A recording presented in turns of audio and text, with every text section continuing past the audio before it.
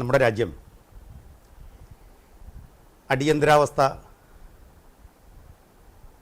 നേരിട്ടതിൻ്റെ 49 വർഷങ്ങൾ പിന്നിടുകയാണ്. ഒരു സ്വതന്ത്ര ജനാധിപത്യ പരമാധികാര രാജ്യം അടിയന്തരാവസ്ഥ എന്ന് പറയുന്ന വലിയൊരു കാളരാത്രിയിലേക്ക് സഞ്ചരിച്ചതിൻ്റെ ലോകത്തിലെ ഏറ്റവും വലിയ ജനാധിപത്യ രാജ്യങ്ങളിലൊന്നെന്ന് വിശേഷിപ്പിക്കപ്പെടുന്ന ഇന്ത്യയുടെ മുകളിൽ അടിയന്തരാവസ്ഥയുടെ കരിമ്പടം വീണ ദിനം. ആയിരക്കണക്കിന് ദേശസ്നേഹികളും ജനാധിപത്യവാദികളും മനുഷ്യസ്നേഹികളും അടിയന്തരാവസ്ഥയുടെ കരാളഹസ്തങ്ങളിൽ നിന്ന് രാജ്യത്തെ മോചിപ്പിക്കണമെന്ന് ആവശ്യപ്പെട്ടുകൊണ്ട് നിരവധി പോരാട്ടങ്ങൾ രാജ്യമെമ്പാടും അരങ്ങേറി.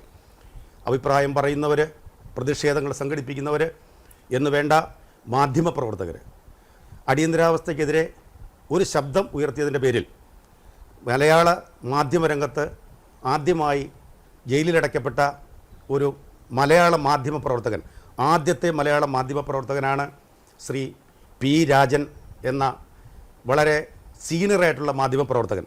അദ്ദേഹം മാതൃഭൂമി ദിനപത്രത്തിൽ അസിസ്റ്റൻ്റ് എഡിറ്ററായിട്ട് സേവനമനുഷ്ഠിച്ച് ഇന്ന് വിശ്രമ ജീവിതം നയിക്കുന്നു. ഈ ദിനത്തിൽ അദ്ദേഹത്തിന് അന്നത്തെ അനുഭവങ്ങൾ, ആ കാലഘട്ടത്തിലെ അനുഭവങ്ങൾ, അടിയന്തരാവസ്ഥയുടെ പീഡാനുഭവങ്ങൾ നമ്മളോട് പങ്കുവയ്ക്കാനുണ്ട്. അദ്ദേഹത്തിനോടൊപ്പം ഇന്ന് നമ്മൾ ചേരുകയാണ്.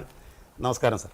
അടിയന്തരാവസ്ഥ അതിൻ്റെ എല്ലാ ദംശങ്ങളും പുറത്തെടുത്തുകൊണ്ട് നിന്ന ഒരു സമയം, അങ്ങ് ഒരു പൗരൻ എന്ന നിലയിൽ, ഒരു ജനാധിപത്യവാദി എന്ന നിലയിൽ, ഒരു സ്വാതന്ത്ര്യവാദി എന്ന നിലയിൽ സ്വന്തം അഭിപ്രായം പറഞ്ഞതിൻ്റെ പേരിൽ അങ്ങ് ജയിലിലടയ്ക്കപ്പെട്ടു. എന്താണ് ആ സംഭവത്തെക്കുറിച്ച് അങ്ങേക്ക് ഇന്ന് ഓർത്തെടുക്കാൻ കഴിയുന്നത്? അടിയന്തരാവസ്ഥ കേരളത്തെ സംബന്ധിച്ചിടത്തോളം പ്രത്യേകിച്ചും അനുഭവപ്പെട്ടത് മുമ്പൊന്നും ഇല്ലാത്ത രീതിയിലുള്ള സെൻസർഷിപ്പ്, അത് അഭിപ്രായ സ്വാതന്ത്ര്യത്തിന് വരുത്തിയ തടസ്സം കൊണ്ടാണ്. ഞാനാണെങ്കിൽ മാതൃഭൂമിയിൽ ജോലി ചെയ്യുന്ന കാലത്തും എൻ്റെ സ്വതന്ത്രമായ അഭിപ്രായങ്ങൾ ഞാൻ ആർക്കു വേണ്ടിയും പറയാതിരുന്നിട്ടില്ല. പറയാൻ കിട്ടാവുന്ന വേദികളിൽ, പ്രസംഗവേദികളായാലും അത്, അല്ലെങ്കിൽ വേറെ വാരികയിൽ എഴുതാൻ അവസരം നിർബന്ധിച്ചാൽ മാത്രം എഴുതുന്ന കാലത്തും ഞാൻ സ്വതന്ത്രമായ അഭിപ്രായം പറയുന്ന ഒരു ശീലമുള്ള ആളായിരുന്നു. സത്യത്തിൽ എന്നെപ്പോലെയുള്ള ആളുകൾക്ക് അടിയന്തരാവസ്ഥ അനുഭവപ്പെട്ടത് അഭിപ്രായ സ്വാതന്ത്ര്യത്തിൻ്റെ ആ നിർലജ്ജമായ തടസ്സപ്പെടുത്തൽ വഴി തന്നെയാണ്. സാധാരണക്കാരെ സംബന്ധിച്ചിടത്തോളം കേരളത്തിലെങ്കിലും ഭൂരിപക്ഷം പേരും അടിയന്തരാവസ്ഥയെ അനുകൂലിക്കുകയാണ് ചെയ്തത്. അത് മറച്ചു വെച്ചിട്ട് കാര്യമില്ല. കാരണം പിള്ളേർ സ്കൂളിൽ പോകുന്നു, ഉദ്യോഗസ്ഥന്മാർ സമയത്ത് ജോലിയിലേക്ക് വരുന്നു തുടങ്ങിയ കാര്യങ്ങളാണ് സാധാരണക്കാരെ ആകർഷിച്ചത്. വേണ്ടതിനും വേണ്ടാത്തതിനും സമരം ചെയ്യുന്ന ഒരു പാരമ്പര്യം കേരളത്തിൽ രാഷ്ട്രീയക്കാർ ഉണ്ടാക്കിയിരുന്നു. അതിനോടുള്ള അമർഷവും അടിയന്തരാവസ്ഥയ്ക്ക് അനുകൂലമായി ചിന്തിക്കുന്നതിന് ജനങ്ങളെ പ്രേരിപ്പിച്ചു, കേരളത്തിലെങ്കിലും എന്നത് ഒരു വസ്തുതയാണ്. അതിന് അടിയന്തരാവസ്ഥ പിൻവലിക്കുന്നതിനും തൊട്ട് മുമ്പ് നടന്ന ആ തെരഞ്ഞെടുപ്പ് പോലും ഇവിടുത്തെ ഭൂരിപക്ഷം ജനങ്ങളും മുമ്പില്ലാത്ത വിധം 111 സീറ്റാണ് അന്ന് ഈ ഐക്യജനാധിപത്യ മുന്നണിക്ക് കരുണാകരൻ്റെ നേതൃത്വത്തിൽ കിട്ടിയത്. അത് മറച്ചു വയ്ക്കാൻ വേണ്ടിയിട്ട്, വമ്പിച്ച തോതിലുണ്ടായ പരാജയം ഒളിച്ചു വയ്ക്കാൻ വേണ്ടിയിട്ട് LDF ഇപ്പോഴും ഓരോ നുണ പറഞ്ഞുകൊണ്ടിരിക്കുകയാണ്. ആ നുണ ഇപ്പോഴും പറഞ്ഞുകൊണ്ടിരിക്കുന്നുണ്ട്. അതായത് ഈ കഴിഞ്ഞ തെരഞ്ഞെടുപ്പിൽ തോറ്റ കാര്യത്തിൽ ഉൾപ്പെടെ LDF ഈ നുണ പ്രചരിപ്പിച്ചുകൊണ്ട് ഒരു കാര്യവുമില്ല. അപ്രഖ്യാപിതമായ അടിയന്തരാവസ്ഥ ഇന്നുണ്ട് എന്ന് പറയുന്നത് അത് വേറൊരു നുണയാണ്. അടിയന്തരാവസ്ഥ പ്രഖ്യാപിച്ച ഉടനെ തന്നെ സെൻസർഷിപ്പ് ഏർപ്പെടുത്തുന്നതിന് വേണ്ടി അഭിപ്രായ സ്വാതന്ത്ര്യം ഉൾപ്പെടെയുള്ള മൗലികാവകാശം പിൻവലിച്ചു. മൗലികാവകാശങ്ങളൊന്നും മോഡി സർക്കാർ പിൻവലിച്ചിട്ടില്ല. ആളുകൾ പേടിച്ച് ഉണ്ടാതിരിക്കുന്നുണ്ടെങ്കിൽ അത് അവരുടെ ദൂഷ്യമെന്നേ പറയാൻ പറ്റും. അത് മോഡിക്ക് മാത്രമല്ല, നമ്മുടെ പിണറായി വിജയനും ബാധകമാണ്. അദ്ദേഹത്തിൻ്റെ മുഖത്ത് നോക്കി പറയാത്ത കാരണം പത്രങ്ങളായാലും പത്രപ്രവർത്തകരായാലും ഈ സർക്കാരിനെ ആശ്രയിച്ചു പല ആനുകൂല്യങ്ങളും പറ്റി ജീവിക്കുകയും കരിയറിസം എന്ന് പറഞ്ഞാൽ സ്വന്തം ജീവിത നിലവാരം ഉയർത്താൻ പറ്റിയ ആ മാർഗങ്ങൾ ഏത് വിധവും തേടുന്ന ഒരു കൾച്ചറിൻ്റെ ഭാഗം കൂടിയാണത്. ഇപ്പോൾ എന്നെ സംബന്ധിച്ചിടത്തോളം ഞാൻ വീട്ടിലായാലും അച്ഛനോടായാലും എനിക്ക് അഭിപ്രായം പറയാനുള്ള കാര്യം പറയാതിരുന്നിട്ടില്ല. എൻ്റെ വീട്ടിൽ കോൺഗ്രസിൻ്റെ ഒരു ലിബറൽ പാരമ്പര്യത്തിൽ വളർന്ന അച്ഛനായിരുന്നു, കുടുംബമായിരുന്നു. അതുകൊണ്ട് ഞാൻ തെറി പറയണമെങ്കിൽ അത് ഇംഗ്ലീഷിൽ പറയുന്നുള്ള ഒഴിച്ചാൽ ബാക്കിയുള്ളതെല്ലാം വീട്ടിൽ സ്വാതന്ത്ര്യം ഉണ്ടായിരുന്നു. അച്ഛനും നല്ല ഒരു ലിബറൽ ഔട്ട്ലുക്കുള്ള ആളായിരുന്നു. അച്ഛൻ ഗാന്ധിയൻ രീതിയിൽ ജീവിച്ചിരുന്ന ആളാണ്. എതിർക്കാൻ അങ്ങനെ അച്ഛൻ്റെ വഴിക്ക് പോകും, എതിർക്കാൻ വേണ്ടി വന്ന അച്ഛൻ അങ്ങനെ ചെയ്യുന്ന ആളല്ല. ഞാൻ എതിർക്കാനും മടിയില്ലാത്ത ആളാണ്. എന്നെ ജോലിയിൽ നിന്ന് നിങ്ങൾ അസിസ്റ്റൻ്റ് ഡയറക്ടറായിട്ടെന്ന് പറഞ്ഞാൽ അസിസ്റ്റൻ്റ് ഡയറക്ടർ ആയിരിക്കുമ്പോൾ പിരിച്ചുവിട്ട ആളാണ്. അതായത് മാനേജിങ് ഡയറക്ടർ വീരേന്ദ്രകുമാർ ഭൂമി കയ്യേറ്റത്തെ പറ്റി പറഞ്ഞ് അത് മറച്ചു വയ്ക്കാൻ വേണ്ടി അദ്ദേഹം മന്ത്രിയായിരിക്കെ സർക്കാർ ഭൂമിയിൽ നിന്ന് അല്ല മറ്റേ സംരക്ഷിത വനഭൂമിയിൽ നിന്ന് മരം മുറിക്കരുതെന്ന് 48 മണിക്കൂറിനുള്ള ഉത്തരവിട്ടതിൻ്റെ പേരിൽ സ്വീകരണം സംഘടിപ്പിക്കുകയാണ് ചെയ്തത്. സത്യത്തിൽ അതും മറച്ചു വയ്ക്കാൻ വേണ്ടിയാണ് ഈ ഭൂമി കയ്യേറ്റവും ആ കയ്യേറിയ സർക്കാർ ഭൂമിയിൽ നിന്നും മരം മുറിച്ച് വിറ്റ് മരക്കച്ചവടക്കാരുമായി കാശ് പങ്കിട്ട കാര്യം മറച്ചു വയ്ക്കാൻ വേണ്ടി നമ്മുടെ മാധ്യമ പ്രവർത്തകർ ഇന്നും അതിന് കൂട്ടുനിന്നുകൊണ്ടിരിക്കുകയാണ്. മാത്രമല്ല ആ കാര്യത്തിൻ്റെ രേഖകൾ എൻ്റെ കയ്യിൽ നിന്ന് മേടിച്ചിട്ട് നമ്മുടെ ജയരാജൻ എന്ന് പറഞ്ഞാൽ ഇപ്പോൾ കഴിഞ്ഞ കണ്ണൂർ പാർലമെൻറ്റ് സീറ്റിൽ നിന്ന് അദ്ദേഹം പറഞ്ഞ് ആവശ്യപ്പെട്ട് ഞാൻ കൊടുത്ത രേഖകൾ ദുരുപയോഗം ചെയ്താണ് നമ്മുടെ മാധ്യമ പ്രവർത്തകരായിരുന്ന സുഹൃത്തുക്കൾ ബ്ലാക്ക് മെയിൽ ചെയ്ത് ഇദ്ദേഹത്തെ ഇടതുപക്ഷത്തേക്ക് കൊണ്ടുവന്നത്. ഇന്നും അടിയന്തരാവസ്ഥ ഒന്നും ഇല്ലെങ്കിലും ഇതാരും പറയാറില്ല. കാരണം സ്വയം നാണക്കേടുണ്ടാക്കുന്ന കാര്യമായതുകൊണ്ട്. എന്നെ സംബന്ധിച്ചിടത്തോളം അതിൽ അഭിമാനകരമായ ഒരു കാര്യം എന്നുള്ളത് ഇന്നല്ലേ അങ്ങനെ അതിപ്പോൾ ഞാൻ ചത്തുപോയ ആരും അറിയാമോ, ചത്താൽ നമുക്കറിയാമല്ല. പക്ഷെ ഒരു സത്യം, ഒരു മാധ്യമപ്രവർത്തകൻ മാത്രമല്ല ഈ സത്യം അവസാനം വരെ വിളിച്ച് പറഞ്ഞുള്ളൂ എന്ന് അന്നത്തെ മാധ്യമപ്രവർത്തകർ പറയും എന്നെനിക്ക് തീർച്ചയായിട്ടും ഉറപ്പുണ്ട്. ഇപ്പോഴും പറയുന്നില്ലല്ലോ. എല്ലാവരും അറസ്റ്റ് ചെയ്ത് ഡിസ്ക്വാളിഫിക്കേഷൻ വരുന്ന കുറ്റമാണ് ചെയ്തേക്കുന്നത്. അതിൻ്റെ തെളിവാണ് ഞാൻ കൊടുത്തത്. അത് പോട്ടെ, അത് 10-30 കൊല്ലമായി. ഇനിയിപ്പോൾ അതിനെപ്പറ്റിയല്ല ഞാൻ പറയുന്നത്. അടിയന്തരാവസ്ഥയെപ്പറ്റി താങ്കൾ ചോദിക്കുമ്പോൾ സംഘടന സ്വാതന്ത്ര്യമില്ലാതെയായി, അഭിപ്രായ സ്വാതന്ത്ര്യമില്ലാതെയായി, നിത്യേന അനാവശ്യമായ വിദ്യാർത്ഥി സമരം തുടങ്ങിയ കാര്യങ്ങൾ നടത്താൻ ഇല്ലാതെയായി. മഹാരാജാസ് കോളേജിൽ ഇപ്പോൾ അടിയന്തരാവസ്ഥക്കെതിരായി പൗരസ്വാതന്ത്ര്യത്തെപ്പറ്റിയൊക്കെ പറയുന്ന ചില റിട്ടയർഡ് അധ്യാപകർ, അത് മുമ്പ് ക്ലാസ്സിൽ തന്നെ കയറാത്തവർ, കൃത്യസമയത്ത് വന്നുകൊണ്ടിരുന്ന ചരിത്രം എന്നോട് പറഞ്ഞ് ഞാൻ ചിരിക്കാറ്. എൻ്റെ സുഹൃത്തുക്കളാണ് അവർ, കോളേജ് അധ്യാപകരാണ്, കോളേജിലേ കയറാറില്ല. അവർ അടിയന്തരാവസ്ഥ വന്നതോടുകൂടി കൃത്യമായി കയറുകയും മാത്രമല്ല അടിയന്തരാവസ്ഥയിൽ മന്ത്രിയായിരുന്ന ആളുടെ ഒപ്പം കാറിൽ വന്നിറങ്ങി സ്ഥിരം ക്ലാസ്സിൽ വന്നുകൊണ്ടിരുന്ന അധ്യാപകർ വരെ ഇപ്പോൾ പഴയ പൗരാവകാശവാദങ്ങളെല്ലാം ഉന്നയിക്കുന്നുണ്ട്. അത് കാരണം നമ്മളൊക്കെ തന്നെ ഒരു മധ്യവർത്തി, പിള്ളേർ പഠിക്കണം, നന്നാവണം. മക്കൾ അമേരിക്കയിൽ അയക്കുന്നവരാണല്ലോ മിക്ക കമ്മ്യൂണിസ്റ്റുകാരും. ഇപ്പോഴും മക്കൾ അമേരിക്ക പോയി പഠിക്കണം ആഗ്രഹിക്കുന്നവരാണ്. അങ്ങനെയുള്ള ഒരു കൾച്ചറാണ്. അത് ത്യാഗം ചെയ്യുന്ന കോൺഗ്രസ്സുകാർ, പഴയ കമ്മ്യൂണിസ്റ്റുകാരായാലും കോൺഗ്രസ്സുകാരായാലും അവർ രാഷ്ട്രീയത്തിൽ സമ്പാദിക്കാൻ തന്നെ വന്നതല്ല. ഇന്ന് അധികാരത്തിൽ വരുന്ന പിണറായി സർക്കാരുമായി തന്നെ താരതമ്യം ചെയ്തു നോക്കൂ. ഇപ്പം തന്നെയുള്ള മാർക്സിസ്റ്റ് അനുഭാവികൾക്ക് ആർക്കെങ്കിലും അറിയുമോ EMS ആദ്യത്തെ അധികാരത്തിൽ വന്ന മന്ത്രിസഭ ശമ്പളം കുറച്ച് 500 രൂപയാക്കി? അതെ തീർച്ചയായിട്ടും. കാരണം സ്വാതന്ത്ര്യ സമരക്കാലത്ത് ഒരു വാദമാണത്. തീർച്ചയായിട്ടും അത് നടപ്പാക്കി. ഇന്ന് അങ്ങനെ ചെയ്യുന്നത് നിങ്ങൾ വിചാരിക്കട്ടോ? അങ്ങനെ ചെയ്യാത്തവർക്ക് NGO-മാരെ നിയന്ത്രിക്കാൻ പറ്റുമോ? ഇപ്പം അടുത്തിടെ കൂട്ടുകയാണ്. അപ്പോൾ അത് ഒരു മുതലാളിത്ത വ്യവസ്ഥയിൽ സാമാന്യ ജനങ്ങളുമായി ബന്ധമുള്ള ഒരു സോഷ്യൽ വ്യവസ്ഥയിൽ സാമാന്യ ജനങ്ങളുടെ വരുമാനത്തിലുമായി ബന്ധപ്പെടുത്തിയിട്ട് പൊതുപ്രവർത്തകരുടെ വരുമാനം ഉണ്ടാകാവൂ എന്നുള്ളത് ഒരു ധാർമ്മിക പ്രശ്നമാണ്. അതെ, മുൻപെങ്ങുമില്ലാത്ത തരത്തിൽ ഖജനാവിൽ വലിയ സാമ്പത്തിക പ്രതിസന്ധി നേരിടുമ്പോഴാണ് മന്ത്രിമാരുടെയും മറ്റും ശമ്പളം വർദ്ധിപ്പിച്ചിരിക്കുന്നത്. അതെ, ഈ കമ്മ്യൂണിസ്റ്റ് ഗവൺമെൻറ് ആദ്യകാലത്ത് ഈ ഗാന്ധിയൻ മെത്തേഡിൽ ചെയ്തേക്കുന്ന അവരുടെ മഹത്തായ കാര്യം അവർ പറയുന്നില്ല. അതെ, അത് തന്നെയാണ് സാംസ്കാരികമായ അധപ്പതനം. അടിയന്തരാവസ്ഥ വരുത്തിയത് ഇല്ലാത്തൊരു നുണയുടെ പേരിൽ നടത്തിയ ഒരു ഭരണാധികാര ദുർവിനിയോഗമായിരുന്നു.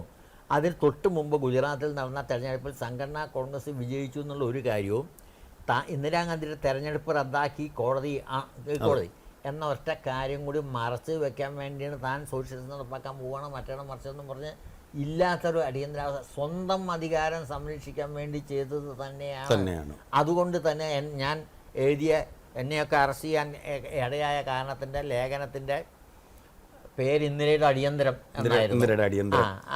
അതിൽ പ്രധാനമായ വാദം ഉന്നയിച്ചത് എന്ത് അടിയന്തരാവസ്ഥയാണ് ഇവിടെ ഉള്ളത്? ഇതിന് നിങ്ങളിപ്പോൾ തന്നെ ഒരു വിദേശ ആക്രമണത്തിൻ്റെ പേരിൽ അടിയന്തരാവസ്ഥ ഉണ്ടെന്ന് പറഞ്ഞിരിക്കുമ്പോഴാണ് ആഭ്യന്തര സുരക്ഷിതം. ആ ആഭ്യന്തര സുരക്ഷിതത്വ സമയത്താണല്ലോ നിങ്ങൾ തെരഞ്ഞെടുപ്പ് നടത്തിയത്. അതിന് വേറെ എന്ത് അതിന് മുമ്പ് നടന്ന ചില കാര്യങ്ങൾ ഞാൻ പറയുന്നുണ്ട്.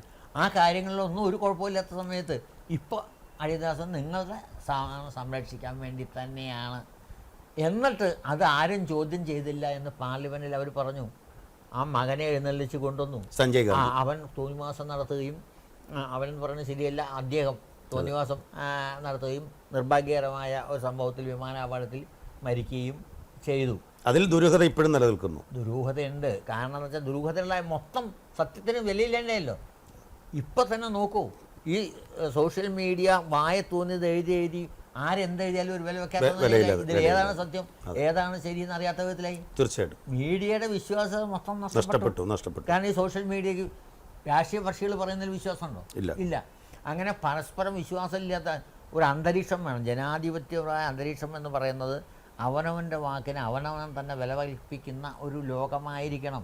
അല്ലെങ്കിൽ പാർലമെൻറ്റിൽ പോലും കൃത്രിമമായിട്ട് ആരോപണം ഉന്നയിക്കുകയാണ്. ഇപ്പോൾ തന്നെ അപ്രഖ്യാപിതമായ അടിയന്തരാവസ്ഥ എന്ന് പറയുന്നത് ഭരണഘടന സംരക്ഷിക്കണമെന്ന് പറഞ്ഞുകൊണ്ട് പ്രതിപക്ഷത്തെ എംപിമാരെല്ലാം ഭരണഘടനാ പുസ്തകം കയ്യിലേന്തിയാണ് സത്യപ്രതിജ്ഞ അത് പാർലമെന്റിലേക്ക് ആകുന്നത് എങ്ങനെയാണ്? അന്ന് മൗലികാവകാശങ്ങൾ ഉൾപ്പെടെ അഥവാ അഭിപ്രായ സ്വാതന്ത്ര്യം സംഘടനാ സ്വാതന്ത്ര്യം ഉൾപ്പെടെയുള്ളത് പിൻവലിച്ചു ഭരണഘടനയിൽ. അത് മറച്ചു വെച്ചിട്ടാണ് ഈ ഇപ്പം പറയുന്നത്. അങ്ങനെ രണ്ടൊന്നാണ് എങ്ങനെ മോഡി അത് ചെയ്തിട്ടില്ല. നിങ്ങൾക്ക് മോഡി എതിർക്കണം, ഞാൻ മോഡിയുടെ തെറ്റായ കാര്യങ്ങൾ പറയാൻ എനിക്ക് ഒരു മടിയില്ലല്ലോ, വേണമെങ്കിൽ. പക്ഷേ ഇല്ലാത്ത കാര്യം ഇവർക്ക് വേണ്ടി ഞാൻ പറയാൻ തയ്യാറല്ല. 161 തവണ ഇന്ത്യൻ ഭരണഘടന ഭേദഗതി ചെയ്തവരാണ് ഇത് പറയുന്നത്. ഭരണഘടന ഭേദിക്കാൻ ഉദാഹരണത്തിന് അടിയന്തരാവസ്ഥയിൽ തന്നെ നമ്മുടെ എറണാകുളം ലോ കോളേജ് അനുഭവം പറയണമെന്ന് പറഞ്ഞുകൊണ്ടാണ്. എറണാകുളം ലോ കോളേജിൽ ഭരണഘടനാ ഭേദഗതി 42ാം ഭേദഗതിയെ ചർച്ച ചെയ്യാനായിട്ട് ഒരു യോഗം വിളിച്ചു കൂട്ടി. അന്ന് കേന്ദ്ര നിയമ സഹമന്ത്രിയായിരുന്ന, പിന്നീട് ബ്രിട്ടനിൽ ഇന്ത്യയുടെ അംബാസഡറായി പോയ ഡോക്ടർ സയ്യിദ് മുഹമ്മദ് ഉൾപ്പെടെയുള്ള ആൾക്കാരിൽ പങ്കെടുത്തു. കോഴിക്കോട് സർവകലാശാല വൈസ് ചാൻസലറായിരുന്ന അദ്ദേഹം നിയമപണ്ഡിതനും കൂടിയാണ്, നൂർ മുഹമ്മദ് എന്നൊക്കെയാണ് പേര്. അദ്ദേഹവും ഏറ്റവും പ്രമുഖ അഭിഭാഷകരായിട്ടുള്ള ഈശ്വരേര്, ടി.സി. മേനോൻ അങ്ങനെയുള്ളവരും അഭിഭാഷകനല്ലാത്ത എന്നെയും ആ യോഗത്തിൽ പങ്കെടുക്കാൻ ക്ഷണിച്ചു. എന്നെ ക്ഷണിക്കാൻ കാരണം ഞാൻ അടിയന്തരാവസ്ഥ ജയിലിൽ പോയിട്ട് ജാമ്യത്തിൽ ഇറങ്ങിയ സമയമാണ്. മാത്രമല്ല പത്രപ്രവർത്തനം നിയമകാര്യ ലേഖനം എന്നൊരു തസ്തികയുമുണ്ട്. അന്ന് തന്നെ ആ സയ്യിദ് മുഹമ്മദ് ആ പാവം ആദ്യം മാന്യനാണ്. അദ്ദേഹം ഭരണഘടനയിൽ ഒരു തോന്നിവാസവും കാണിച്ചില്ല എന്നും പറഞ്ഞ് അദ്ദേഹം ആ ഭരണഘടനയിലെ വകുപ്പ് വയ്ക്കുകയാണ് ഭേദഗതി ചെയ്യാനുള്ള അധികാരത്തെ പറ്റി. അപ്പം ഞാൻ പറഞ്ഞു, മാന്യനായ അദ്ദേഹത്തിന് നുണ പറയാൻ പോലും അറിയില്ല. ഞാൻ പറഞ്ഞു, ആ 2 കൊല്ലത്തിനുള്ളിൽ ട്രാൻസിഷൻ പ്രൊവിഷൻ ഉപയോഗിച്ചിട്ടാണ് നിങ്ങൾ 20 കൊല്ലം കഴിഞ്ഞ് തോന്നിയത് ചെയ്യണത്. അതെ. അപ്പോൾ ആ സത്യസന്ധനായ മനുഷ്യൻ എന്നോട് പറയാം, രാജൻ യു നോ മീൻ, ഞാനൊരു മന്ത്രിയായിരിക്കുമ്പോൾ എനിക്കത് പറയാനുള്ള പരിമിതിയുണ്ട്. അന്ന് ഇന്നും എനിക്കത് ഓർമ്മയുണ്ട്. അങ്ങനെ ആ മനുഷ്യനത് പറഞ്ഞത്. കാരണം ഞാൻ അങ്ങനെ എല്ലാവരുടെ മുമ്പിൽ വെച്ച് അങ്ങനെ പറഞ്ഞല്ലോ എന്ന്. അങ്ങനെ ആ യോഗത്തിൽ ഈ ചർച്ച വരെ നടക്കുമ്പോൾ എന്ന് ഞാൻ പ്രസംഗിക്കാൻ കയറുമ്പോൾ ആ ബാർ കൗൺസിൽ ബാർ അസോസിയേഷൻകാരെ യോഗം വിളിച്ചു കൂട്ടി. ആ മലബാർ ഭാഷയിൽ വടകരയിൽ അദ്ദേഹം എന്നോട് പറയാം, മോനെ ഇത്തിരി സൂക്ഷിച്ച് വേണ്ടത്, പോലീസുകാർ റെക്കോർഡ് ചെയ്യുന്നുണ്ട്, അതുകൊണ്ട് ഞാനെങ്ങാനും നിയമത്തെ ഇവരെ എതിർത്ത് പറഞ്ഞു കഴിഞ്ഞിട്ടുണ്ടെങ്കിൽ ജയിലിൽ കയറ്റിയല്ലോ. അപ്പോൾ രണ്ടാമത് ജാമ്യത്തിൽ ഇറങ്ങിയില്ല. അവർ വിളിച്ചു വരുത്തിയിട്ട് ഞാൻ ജയിലിൽ കയറുമെന്ന് വിചാരിച്ച ഉറപ്പാണ്. പക്ഷെ എനിക്കാണെങ്കിൽ പറയാൻ നിർത്തില്ലാത്തതുകൊണ്ട് ഞാൻ വേറൊരു കാര്യം പറഞ്ഞു. ഈ അടിയന്തരാവസ്ഥയിൽ നിങ്ങളിപ്പോൾ പറഞ്ഞ ജനാധിപത്യം ഉറപ്പാക്കി ഇതിനെ ചർച്ച ചെയ്യുന്നു ജനാധിപത്യപരമായി എന്നാണ് പറയണമെങ്കിൽ, എനിക്ക് പണ്ടൊരു കൃഷിക്കാരൻ ഒരു ജനാധിപത്യം നടപ്പാക്കിയ കഥയാണ് ഓർമ്മ വരുന്നത്. അദ്ദേഹത്തിന് കുറച്ച് വിരുന്നുകാരുണ്ടായിരുന്നു. അപ്പോൾ അദ്ദേഹം കോഴികളെല്ലാം വിളിച്ചു കൂട്ടിയിട്ട് കോഴികളോടൊരു വോട്ടെടുപ്പ് നടത്തി. നിങ്ങളെക്കൊണ്ട് ഞാൻ ഇന്ന് കോഴി പൊരിക്കണമോ അതോ കറി വെക്കണമോ എന്നൊരു പ്രമേയം അവതരിച്ചപ്പോൾ ഒരു കോഴി പറഞ്ഞു, ഞങ്ങളെ കൊല്ലില്ലേ എന്ന്. അപ്പം നീ വിഷയത്തിന് വ്യതിചലിക്കുകയാണെന്നാണ്. ഇതുപോലെയാണ് വിഷയത്തിന് വ്യതിചലിക്കുന്നതെന്ന് ഭയങ്കര ശരിയായിരുന്നു. അപ്പോൾ എന്നിട്ട് അധ്യക്ഷത വഹിച്ച ജസ്റ്റിസ് എം യൂസക്ക് പിറ്റേ ദിവസം രാവിലെ എന്നെ ഫോൺ ചെയ്ത് പറയാ, ചിരിയെ പറയും, ഒന്നും പറയുന്നില്ല, പേടിയാണ്, ഞങ്ങൾക്ക് പറയാൻ പറ്റില്ലല്ലോ എന്ന്. അപ്പം ഇതായിരുന്നു അന്നത്തെ അവസ്ഥ. അത് കാണിക്കാൻ വേണ്ടിയാണ് ഞാൻ നിങ്ങളോട്. അത് ബാർക്ക് അസോസിയേഷൻ നടത്തിയ യോഗത്തിൽ എം.എ. ഐസക്കിനെ പോലെയുള്ള അധ്യക്ഷത വഹിച്ച ആൾ, ഗവൺമെൻറ്റിൽ പങ്കുള്ളവരൊക്കെ പങ്കെടുത്ത ഒരു യോഗത്തിൽ ഒരു അക്കാഡമിക് ചർച്ചയിൽ പോലും ഞാൻ ഈ പറയുന്ന കാര്യം പറയുമ്പോൾ പേടിക്കുകയായിരുന്നു. അപ്പം നിങ്ങൾക്ക് അതിൻ്റെ ഗ്രാവിറ്റി മനസ്സിലാക്കും.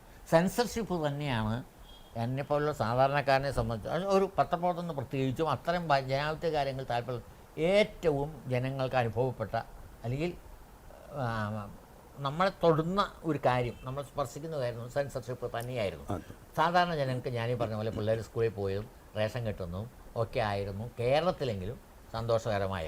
പിന്നെ ഒരു പ്രധാന പങ്ക് വഹിച്ചിട്ടുണ്ട് ഇന്ദിരാഗാന്ധിയുടെ പരാജയത്തിന്.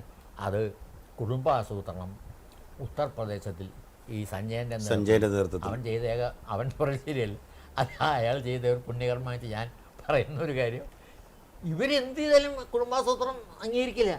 അപ്പോൾ അത് അവർക്ക് നിർബന്ധമായി ചെയ്തു, ലോറി കയറ്റിക്കൊണ്ടുപോയി. അതൊക്കെ ഈ മുസ്ലിങ്ങളുടെ ഇടയിൽ ഒരു എതിർപ്പും. അതുകൊണ്ട് ഇവിടെയുള്ള ഒരു മുസ്ലിങ്ങൾ ഏറ്റവും ശാന്തമായിരുന്ന കാലമാണെന്ന് പറഞ്ഞിട്ട് വോട്ട് ചെയ്തു. അങ്ങനെയും ഒരു ചരിത്രം അതിനകത്തുണ്ട്. പക്ഷേ അടിയന്തരാവസ്ഥ ജനാധിപത്യ അവകാശങ്ങളെ നിഷേധിച്ചു എന്നുള്ളത് ഒരു സത്യം തന്നെയാണ്. ഇനി അത് അതുപോലെ നടപ്പാക്കാൻ പറ്റുന്ന ആരും വിചാരിക്കുകയും വേണ്ട. കാരണം ജനാധിപത്യം ജനങ്ങളുടെ ജീവൻ്റെ ഭാഗമായി കഴിഞ്ഞു. ഇന്ത്യൻ ഭരണഘടനയെ ഇപ്പോൾ നമ്മുടെ മുന്നിലുള്ള ഇന്ത്യൻ ഭരണഘടന വളരെ പവിത്രമായൊരു സങ്കല്പമാണ് നമുക്കുള്ളത്. ഭരണഘടനയെ സംബന്ധിച്ച് ലോകരാജ്യങ്ങൾക്കെല്ലാം അംഗീകാരമുള്ള ഭരണഘടന തന്നെയാണ്. മറ്റ് ലോകരാജ്യങ്ങളെ വെച്ച് നോക്കുമ്പോൾ സ്വാതന്ത്ര്യം കിട്ടിയ പല രാജ്യങ്ങളും ഏകാധിപതികളുടെ ഭരണത്തിലേക്ക് വഴിമാറിയ ചരിത്രവുമുണ്ട്. അപ്പോഴും ഇന്ത്യ ഇപ്പോഴും ഈ ജനാധിപത്യവും നമ്മുടെ മൂല്യങ്ങളും കാത്തു സൂക്ഷിച്ചുകൊണ്ട് നിലനിൽക്കുന്നു. അതിൻ്റെ ഏറ്റവും വലിയ ഒരു ഒരു ഒരു ഒരു ഒരു നിലനിൽപ്പിൻ്റെ നട്ടെല്ലെന്ന് പറയുന്നത് നമ്മുടെ ഭരണഘടന തന്നെയല്ലേ ഇന്ത്യ ഇങ്ങനെ നിലനിൽക്കാൻ കാരണം. ആ ഭരണഘടന അങ്ങനെ വരാനുള്ള കാര്യം കൂടി നോക്കണം. ഇന്ത്യൻ സ്വാതന്ത്ര്യ സമരത്തിൻ്റെ പ്രത്യേകതയും ഇന്ത്യയിലെ ഭൂരിപക്ഷം വരുന്ന ഹിന്ദു ജനതയുടെ സംസ്കാരത്തിലും ഈ ജനാധിപത്യ തത്വങ്ങൾ എന്ന് പറയുന്നത് അന്തർലീനമാണ്. അതായത് എന്നെ പോലെ തന്നെ പറയാൻ അവകാശം മറ്റാൾക്ക് ഉണ്ട് എന്നതാണ് ജനാധിപത്യത്തിൻ്റെ അടിസ്ഥാന തത്വം. ഈ അടിയന്തരാവസ്ഥ കാലത്ത് അന്ന് അറസ്റ്റ് ചെയ്യപ്പെട്ട ദിവസം ഓർമ്മയിലുണ്ടോ? അതാണ് എനിക്ക് ആകെ ഓർമ്മയുള്ള ഒരേ ഒരു മറക്കാത്ത ഒരു കാര്യം. മറ്റേ ജന്മനാളൊക്കെ ചോദിച്ചാൽ ആലോചിക്കേണ്ടി വരും. ഇത് ജൂലൈ 20 വൈകുന്നേരമാണ്. 21 കോടതിയിലേക്ക് മട്ടാഞ്ചേരി സബ് ജയിലിലാണ് ഞങ്ങൾ ഇട്ടത്. കൈവിലങ്ങ് വെച്ചു എന്നുള്ളതാണ് എനിക്ക് സാധാരണ ഇനി സ്വതന്ത്ര ഇന്ത്യയിൽ അങ്ങനെ പത്രപ്രവർത്തനത്തിൻ്റെ പേരിൽ കൈകിളങ്ങി വെച്ച വേറെ ആരെങ്കിലും ഉണ്ടോ എനിക്ക് അറിഞ്ഞുകൊണ്ട് കൊണ്ടുവന്ന ഉടനെ തന്നെ അത് കണ്ടിട്ട് കോടതി ഉൾപ്പെടെ ഇടപെട്ടിട്ടായിരിക്കണം ചീത്ത പറഞ്ഞു. പിന്നെ ആ ഇങ്ങോട്ട് കൊണ്ടുവന്ന സമയത്ത് മാത്രമേ വിലങ്ങ് വെച്ചു. ബാക്കിയുള്ളത് വെറുതെ അംഗത്വം ചേർക്കാൻ RSSകാർ വന്നു. അങ്ങനെ RSS അംഗത്വം ചേർക്കാൻ പരിപാടിയില്ല എന്നും പറഞ്ഞൊക്കെ അറസ്റ്റ് ചെയ്ത് ജയിലിൽ കൊണ്ടു നിൽക്കുകയായിരുന്നു. നമ്മൾ ഒന്നും ലഘുലേഖ എഴുതിയിട്ടുണ്ട്, സത്യം തന്നെയാണല്ലോ. അതിൻ്റെ പേരിലെ കേസ് DIR അനുസരിച്ചായിരുന്നു, രാജ്യരക്ഷാ ചട്ടം അനുസരിച്ചായിരുന്നു. പക്ഷേ ആ ചട്ടങ്ങളിൽ തന്നെ ഇത് നിലവിൽ വരുന്നതിന് മുമ്പാണ് ഇത്തരം ഈ വിവാദപരമായ പ്രസിദ്ധീകരണം ഇറക്കിയെന്ന് തെളിയിക്കുന്ന പക്ഷം അത് ഒരു വാലിഡ് ഡിഫൻസ് ആയിരിക്കും, അതൊരു പരിരക്ഷയായിരിക്കും എന്നുണ്ട്. അത് പ്രകാരം ഞങ്ങൾ വിട്ടത്. എത്ര ദിവസം ജയിലിൽ കിടന്നു? 2 മാസം. 2 മാസം കിടന്നു, 60 ദിവസം കിടന്നു. ജാമ്യം നിഷേധിച്ചുകൊണ്ടിരുന്നു. കാരണം ഈ വാദം ഞാൻ ജയിലിൽ കിടന്ന ആ പുസ്തകം അച്ഛനെ കൊണ്ട് മേടിച്ച് വായിച്ചു നോക്കിയപ്പോഴും ഡിഫൻസ് ഉണ്ട്. അപ്പോൾ അങ്ങനെയാണ് വക്കീൽ ഉൾപ്പെടെ TV പ്രഭാകരനായിരുന്നു അന്നത്തെ ജയിലിലെ അനുഭവം. എങ്ങനെയാണ് ഭക്ഷണമൊക്കെ ഭക്ഷണമൊക്കെ ഉണ്ട് തന്നെയായിരുന്നു. അന്ന് വിവാഹിതനാണല്ലോ? അല്ല. അത് ഒരു വിവാഹിതരാണെങ്കിൽ എനിക്ക് അങ്ങനെ ചെയ്യാനുള്ള, പക്ഷെ പറയാൻ പറ്റില്ല, ഞാനായതുകൊണ്ട് ഞാൻ ചെയ്തു പോകും. മാതാപിതാക്കളൊക്കെ അന്ന് വലിയ സങ്കടപ്പെടുന്നൊരവസ്ഥ വന്നില്ലേ? അച്ഛന് ഇതിനെ പറ്റിയൊക്കെ അച്ഛന് പാരമ്പര്യമുള്ളതുകൊണ്ട് അച്ഛനറിയാം. അച്ഛൻ്റെ അടുത്ത് സമ്മർദ്ദം ചെലുത്തി. അതായത് ഞാൻ അച്ഛൻ കോൺഗ്രസ്സുകാരുടെ നേതാക്കളൊക്കെ ആയിട്ട് നല്ല പരിചയമുള്ളതുകൊണ്ട് കരുണാകരനോട് പറഞ്ഞ് കേസ് അത് അച്ഛൻ പറയാൻ കൂട്ടാക്കിയില്ല. അത് അച്ഛൻ്റെ ആ ഡയറിയിലെ പേജ് ഞാൻ എടുത്ത് വെച്ചിട്ടുണ്ട്, എൻ്റെ ഈ ഫയലിൽ എവിടെയെങ്കിലും കാണും. അച്ഛൻ കൂട്ടാക്കിയില്ല. കാരണം ഞങ്ങൾ 3-4 പേരുള്ളപ്പോൾ എനിക്ക് വേണ്ടിയിട്ട് ആ വക്കീൽമാരെല്ലാം കത്തുവില എന്ന ഈശ്വരിയൊക്കെ എൻ്റെ ഞാൻ ലീഗൽ കറസ്പോണ്ടല്ലേ, എനിക്ക് വളരെ അടുത്ത പരിചയം ഉള്ള ആൾക്കാരുമാണ് അവർ. പക്ഷെ അവരെനിക്ക് വേണ്ടി വാദിക്കാൻ തയ്യാറായിരുന്നാലും മറ്റുള്ളവർ പറയാൻ അവർ കോൺഗ്രസ്സുകാരുമാണ്, പറയുന്നത് ശരിയല്ലോ. അപ്പോൾ അച്ഛൻ പറയാൻ പോയില്ല, കേസ് വിട്ടുപോകും എന്ന് ഉറപ്പായിരുന്നു. അന്ന് എന്താ വെച്ചാൽ അപ്പോൾ 2 മാസം കിടന്നാൽ അത് മതി എന്ന് പറഞ്ഞിട്ട്. പക്ഷേ ആ 2 മാസം ജയിൽ കഴിഞ്ഞ് പിന്നെയും ഞാൻ ലഘുലേഖ എഴുതി കള്ളപ്പേരിൽ എഴുതി. നമ്മൾ വിട്ടില്ല, തുടർന്നു 4 ഇറക്കി. 4 ഇറക്കി. ഒരു പരിവർത്തനം അന്നത്തെ ഈ ഇറക്കിയ ഗ്രൂപ്പിൻ്റെ പേര് MA ജോണിൻ്റെ സംഘത്തിൽ പരിവർത്തനവാദികളായിരുന്നു. അപ്പോൾ അവർ ആരെങ്കിലും ഇല്ലാത്തൊരു സ്ഥലത്ത് പേര് വെക്കാമെന്ന് പറഞ്ഞ് KPA അസീസ് മഞ്ചേരി എന്നും പറഞ്ഞ് ഞാൻ എഴുതും. അപ്പോൾ ഒരു അസീസ് ഉണ്ടായിരുന്നു, ഭാഗ്യത്തിന് അവൻ രക്ഷപ്പെട്ടു. പിന്നെ ആ പോലീസ് ഞങ്ങളെ കോടതിയിൽ ജയിലിൽ സെൻട്രൽ ഇന്ത്യൻസിൽ നിന്ന് 3 പ്രാവശ്യവും സ്റ്റേറ്റ് ഇൻ്റലിജൻസിൽ നിന്ന് 2 പ്രാവശ്യവും ചോദ്യം ചെയ്തിരുന്നു. അപ്പോൾ പതിവ് പോലെ അത് ചോദ്യം ചെയ്യാനുള്ള പ്രധാന കാര്യം ഒരു വ്യാജരേഖ ഉണ്ടാക്കിയിട്ട് ആ ഔദ്യോഗിക രേഖയുടെ കൊടുത്ത് വെച്ചു. കാരണം പോലീസ് റെയ്ഡുണ്ടെങ്കിൽ അവരെ തെറ്റിദ്ധരിപ്പിക്കാൻ വേണ്ടി ചെയ്ത പണിയാണ്. സംഗതി വൃത്തികേടാണ് ചെയ്തത്, ഞാൻ തന്നെയാണ് ചെയ്തത്, ഞങ്ങൾ 3-4 പേർക്ക്. കാരണം അഭിപ്രായ സ്വാതന്ത്ര്യം ഇല്ലെങ്കിൽ വരുന്ന അപകടം വരെ ബോധ്യപ്പെടുത്തണം എന്നുള്ളതുകൊണ്ടാണ് ആന്റണി നമുക്ക് രഹസ്യമായ സഹകാരങ്ങൾ ചെയ്യും, അതുകൊണ്ട് ആന്റണി എതിർക്കരുത്, കരുണാകരനെ മാത്രം എതിർക്കാവൂ എന്ന് പറഞ്ഞ് വായിച്ച ഉടനെ കീറിക്കളയുക എന്ന് പറഞ്ഞൊരു കള്ള സർക്കിൾ ഉണ്ടാക്കിയാവും അവിടെ വെച്ചു. ഈ അതിബുദ്ധിമാന്മാരെന്ന് പറഞ്ഞാൽ പോലീസ് അത് നല്ല മെഡലൊക്കെ കിട്ടില്ല. ഇവന്മാർക്ക് ഇത് കള്ളരേഖയാണെന്ന് ചോദിക്കാൻ അറിഞ്ഞുകൂടാ. കാരണം പതിവ് പോലെ ആന്റണി പുരോഗമനം അഭിനയിക്കുന്നത് വെച്ച്. അപ്പം ഞാൻ അത് മാറിയില്ലേ, ഇപ്പം എന്താ ചോദിക്കുന്നത്, അത് മാറിക്കഴിഞ്ഞല്ലോ. ഈ അടിയന്തരാവസ്ഥ ആ നിയമം വെച്ചുകൊണ്ട് ധാരാളം നിരപരാധികളെ കേരളത്തിൽ വേട്ടയാടിയില്ലേ? അതായത് ഞാനീ പറഞ്ഞ പോലെ ആട് മേയ്ക്കാൻ വന്നവനൊക്കെ RSS മെമ്പർഷിപ്പ് ചേർക്കാൻ പറഞ്ഞവന് അറസ്റ്റ് ചെയ്ത് 3 മാസം 4 മാസം. അതുകൊണ്ടാണ് ആദ്യത്തെ 1 മാസം കൊണ്ട് തന്നെ മൊത്തം 3000 പേരിൽ കൂടുതൽ എങ്ങനെയാണ് ജയിലിൽ കയറും? അല്ലെങ്കിൽ കേരളത്തിലെ ഏറ്റവും മാർക്സിസ്റ്റ് പാർട്ടി എന്ന് വിചാരിക്കും ഏറ്റവും കൂടുതൽ അംഗങ്ങളുള്ളവർ 3000 പേരെ അറസ്റ്റ് ചെയ്ത് 3 മാസത്തേക്ക് ശിക്ഷിച്ചാൽ അവർക്ക് സമരം നടത്താൻ പറ്റുമോ? ഒരു ദിവസം സമരം നടത്തിയപ്പോൾ തന്നെ മറ്റേ ബാത്റൂം ഇല്ലാത്തതുകൊണ്ട് നിർത്തേണ്ടി വന്നല്ലോ. ഈ ഇടതുപക്ഷത്തിലെ വലിയൊരു വിഭാഗം എന്ന് പറഞ്ഞാൽ കമ്മ്യൂണിസ്റ്റ് പാർട്ടിയിലെ വലിയൊരു വിഭാഗം അന്ന് അടിയന്തരാവസ്ഥയ്ക്ക് അനുകൂലമായിട്ട് നിലയുറപ്പിച്ചു എന്ന് പറയുന്നത് രക്ഷപ്പെട്ട് നിൽക്കാൻ വേണ്ടിയിട്ട് രക്ഷപ്പെട്ടതാണില്ല. ഔദ്യോഗികമായി CPI അതിന് അനുകൂലമായിരുന്നു. അന്നത്തെ CPIയുടെ സംസ്ഥാന സെക്രട്ടറി കുമാരൻ പ്രസ് ക്ലബിൽ ഞാൻ പ്രസ് ക്ലബ്ബ് പ്രവർത്തിക്കുമ്പോൾ അവിടെ എൻ്റെ അപ്പുറത്തെ TV-യിൽ ഇയാൾ വന്നപ്പോൾ അവിടെ ഇയാൾ എൻ്റെ അടുത്ത് പറഞ്ഞതാണ്, എന്തു സഹായം വേണമെങ്കിൽ ചെയ്യാം, എത്ര പട്ടാളക്കാരെ വേണമെങ്കിൽ ഇറക്കാമെന്ന് ഇന്ദിരാഗാന്ധി അന്നത്തെ ബ്രഷ്നേവിന് വാക്ക് കൊടുത്തിട്ടുണ്ടെന്ന് ഈ കുമാരൻ തന്നെ എന്നോട് പറഞ്ഞതാണ്. ഓക്കെ, അവരങ്ങനെയാണ് ചെയ്തത്. മാർക്സിസ്റ്റ് പാർട്ടിക്ക് ചാഞ്ചാട്ടമുണ്ടായി. ഉണ്ടായിരുന്നു. കാരണം സോവിയറ്റ് യൂണിയൻ ഇന്ദിരാഗാന്ധി സപ്പോർട്ട് ചെയ്യാണ്. ഇവരാണെങ്കിൽ അന്ന് 1ാം ഭാര്യയുടെ പോലെ സോവിയറ്റ് യൂണിയനിലേക്ക് കയറാൻ വേണ്ടി നിൽക്കുകയാണ്. അപ്പോൾ CPIയുടെ ആ കൺഫ്യൂഷൻ കൊണ്ട് അവർ EMSനെ പുറത്തു വിട്ടു, അറസ്റ്റ് ചെയ്തില്ല. മാർക്സിസ്റ്റ് പാർട്ടിക്ക് കൺഫ്യൂഷൻ ആദ്യത്തെ ആ ജയിലിൽ പകുന്ന കഴിഞ്ഞ് നിന്നു, അവരെതിർത്തില്ല. പിന്നെ അവർ കാർഷിക ഉൽപ്പന്നങ്ങൾക്ക് വില കിട്ടണം തുടങ്ങിയ പ്രശ്നങ്ങൾ പറഞ്ഞ് അന്ന് ഇടതുപക്ഷ മുന്നണിയിൽ ഞങ്ങളൊക്കെ ഇടതുപക്ഷ മുന്നണിയുടെ അനുകൂലമായി ഈ ഇതിന് തുടങ്ങും. പക്ഷെ അവർ ഈ കാര്യത്തിൽ ഡയറക്റ്റ് അറ്റാക്കിന് തയ്യാറായിരുന്നില്ല. ഈ പിന്നെ നമ്മുടെ ഇന്നത്തെ മുഖ്യമന്ത്രി പിണറായി വിജയൻ, VS അച്യുതാനന്ദൻ, ഇവർ രണ്ടുപേരും അടിയന്തരാവസ്ഥ കാലത്ത് ജയിൽവാസം അനുഭവിച്ചു എന്ന് ചില കഥകൾ പ്രചരിച്ചിരുന്നു. അതിനകത്ത് വല്ല വാസ്തവം ഉണ്ട്. അന്ന് സത്യമാണ്. അന്ന് പറയേണ്ട ഒരു കാര്യം, ആ വ്യത്യാസം അറിയണമെങ്കിൽ പിണറായി വിജയൻ ഡെറ്റിന്യൂ, അതായത് കരുതൽ തടവ്, ഞങ്ങളൊക്കെ കുറ്റം ചെയ്ത് രാജ്യരക്ഷാ ചട്ടപ്രകാരമാണ്, മറ്റതല്ല മീസ, അത് പ്രകാരം അറസ്റ്റ് ചെയ്തിരുന്നു. അപ്പോൾ പിണറായി വിജയൻ അന്നും ഇതേ ചില ധിക്കാരങ്ങൾ പറഞ്ഞിട്ട് പിണറായിയെ മർദ്ദിച്ചു. ജോസഫ് തോമസ് പിണറായിയുടെ കാലിൻ്റെ തള്ളവിരൽ ഒടിഞ്ഞു. ഇപ്പോഴും പലർക്കും അറിയാത്തതും പത്രത്തെ വരാത്തതുമാണ്. എന്നിട്ട് പിണറായി ഹൈക്കോടതിക്ക് ഒരു കത്തയച്ചു. ആ കത്ത് ജസ്റ്റിസ് കൊച്ചുതമ്മൻ ഒരു റിട്ട് ഹർജിയായി പരിഗണിച്ചിട്ട് ഈ ജനപ്രതിനിധിയുടെ പരാതി ശരിയാണെങ്കിൽ സർക്കാർ അത് ഗൗരവപൂർവ്വം പരിഗണിക്കുമെന്ന് പ്രത്യാശിക്കുന്നു എന്ന ഒരു വളരെ നിരുപദ്രവമായൊരു വാചകം എഴുതിയിട്ട് കേസ് ഡിസ്പോസ് ചെയ്തു.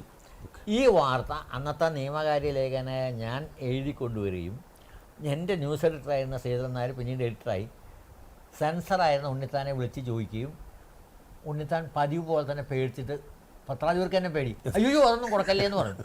ആ ദേഷ്യത്തിൽ ഞാൻ അന്ന് മാതൃഭൂമിയിൽ നല്ല സ്വാതന്ത്ര്യ പാലത്തിന് എന്നെ ഒന്നും അങ്ങനെ എതിർക്കില്ല. ഞാൻ ഫയലിൽ നിന്ന് അത് വലിച്ചെടുക്കുകയും വരുന്ന വഴിക്ക് ദേശാഭിമാനിൽ കയറി P. ഗോവിന്ദപിള്ളിക്ക് ഇത് കൊടുക്കണം, ഇത് കോടതി അത് ഇവർ സെൻസർ ചെയ്തിരിക്കുകയാണ്. അപ്പോൾ ഈ പതിവ് പോലെ ഇദ്ദേഹം EMS അനുകരിക്കുന്ന ആ ശബ്ദത്തിൽ സംസാരിച്ചുകൊണ്ട് ഗോവിന്ദപിള്ളിയാണ് ഒന്ന് കൺസൾട്ട് ചെയ്യട്ടെ എന്ന് പറഞ്ഞു. എൻ്റെ കൈപ്പടയിൽ എഴുതിയ ആ റിപ്പോർട്ട് ഞാൻ അവിടെ കൊടുത്തത് ഇപ്പോഴും അവരുടെ ഏതെങ്കിലും ആഫീസിലുണ്ടാകും, വന്നില്ല. അപ്പോൾ നിങ്ങൾക്ക് സെൻസർഷിപ്പ്. പിന്നീട് മുഖ്യമന്ത്രിയായ ഒരു മനുഷ്യനാണ് ഇദ്ദേഹം. അദ്ദേഹത്തിൻ്റെ MLA ആയിരിക്കുമ്പോൾ പോലീസ് തല്ലി കാലിൻ്റെ വിരലൊടിച്ചതിനെതിരായി കോടതിയിൽ കത്തയച്ച് കോടതിയുടെ ഓർഡർ പോലും വന്നില്ല. അപ്പോൾ സെൻസർഷിപ്പ് എത്രത്തോളം ഉണ്ട് എന്നുള്ളതാണ്. വഴിയിൽ വല്ലവരുടെ മേത്ത് 6 മുട്ടിയാൽ പോലും റിപ്പോർട്ട് ചെയ്യാൻ പറ്റില്ലായിരുന്നു. അങ്ങനെ കോഴിക്കോട്ടുണ്ടായി മാതൃഭൂമിക്ക് നോട്ടീസ് വന്നു. അപ്പോൾ അടിയന്തരാവസ്ഥ സംബന്ധിച്ചിടത്തോളം അതിൻ്റെ ഭീകരാവസ്ഥ ജനാധിപത്യ അവകാശങ്ങൾ ലംഘിച്ചു എന്നത് തന്നെയാണ്. സാധാരണ ആളുകളെ സംബന്ധിച്ചിടത്തോളം ഏറ്റവും ബുദ്ധിമുട്ടുണ്ടായി എന്ന് പറയുന്നത് സൗത്ത് ഇന്ത്യ ബാധിച്ചില്ല. ഇന്ദിരാഗാന്ധിക്ക് അനുകൂലമായിട്ടാണ് സൗത്ത് ഇന്ത്യ മൊത്തം നിലകൊണ്ടത്. ഉത്തർപ്രദേശും ബീഹാറൊക്കെയാണ്. അതിലൊരു പങ്ക് പ്രധാനമായി വഹിച്ചത് ഈ നിർബന്ധിതമായ സഞ്ജയൻ്റെ കുടുംബാസൂത്രണം, യാതൊരു നിയമമില്ലാതെ ഉദ്യോഗസ്ഥന്മാരെ മേലിൽ നടത്തിയ കടന്നുകയറ്റം ഒരു പ്രധാനമായ കാര്യം തന്നെയാണ്. ജയിക്കും എന്ന് ഇന്ദിരാഗാന്ധി പ്രതീക്ഷയിൽ കുറ്റം പറയാൻ വയ്യ. അതുകൊണ്ടാണ് പാർലമെൻറ്റിൽ പോലും പറഞ്ഞ ഒരു ഇല പോലും ചലിച്ചില്ല എന്ന് അവർ പറഞ്ഞു. അതെ അതെ അതെ അതെ അതെ തീർച്ചയായും. അപ്പോൾ അങ്ങ് എന്തായാലും വളരെ അനുഭവ സമ്പത്തും ആ ഒരു കാലഘട്ടം അതിലൂടെ കടന്നു വന്ന ഒരു മനുഷ്യൻ, അതിൻ്റെ തിക്താനുഭവങ്ങൾ, അത് ഒരു വാർത്ത തന്നെ പുറത്തു വിടാൻ പറ്റാത്ത തരത്തിൽ നമ്മുടെ ഉള്ളിൻ്റെ ഉള്ളിൽ ഒരു പത്രപ്രവർത്തകൻ്റെ കയ്യിൽ കിട്ടുന്ന ഒരു വാർത്ത അത് പൊതുസമൂഹത്തെ അറിയിക്കേണ്ട ഒരു ധാർമ്മികത നമുക്കുണ്ട്. ആ ധാർമ്മിക മൂല്യങ്ങൾ പോലും അടിച്ചമർത്തപ്പെട്ട ഒരു കാലഘട്ടത്തിലൂടെയാണ് അന്ന് വളർന്നു വന്ന ആ ഒരു അനുഭവം. അതെന്തായാലും ഇന്നത്തെ യുവതലമുറയ്ക്ക് അങ്ങ് പങ്കുവച്ചു. ഇന്നത്തെ യൂത്തിനോട് ആ ഒരു കാലഘട്ടം, നമ്മുടെ സ്വാതന്ത്ര്യ കാലഘട്ടവും അതിനുശേഷം വന്ന അനുഭവങ്ങളും അടിയന്തരാവസ്ഥയും ഒക്കെ കുറേ അധികം തിക്താനുഭവങ്ങൾ, 10,000-കണക്കിന് ആളുകൾ ജീവൻ ബലി നൽകിയാണ് നമ്മൾ ഇന്ന് അനുഭവിക്കുന്ന സ്വാതന്ത്ര്യം ഒക്കെ.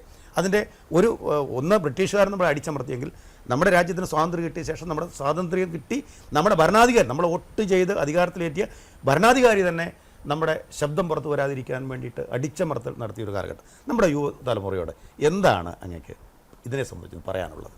അവനവനോട് സത്യസന്ധരായിരിക്കുക എന്നുള്ള പത്രക്കാരുടെ ആദ്യത്തെ കാര്യം. താൻ വിശ്വസിക്കാത്തൊരു കാര്യം മറ്റൊരാളെ അടിച്ചേൽപ്പിക്കരുത്.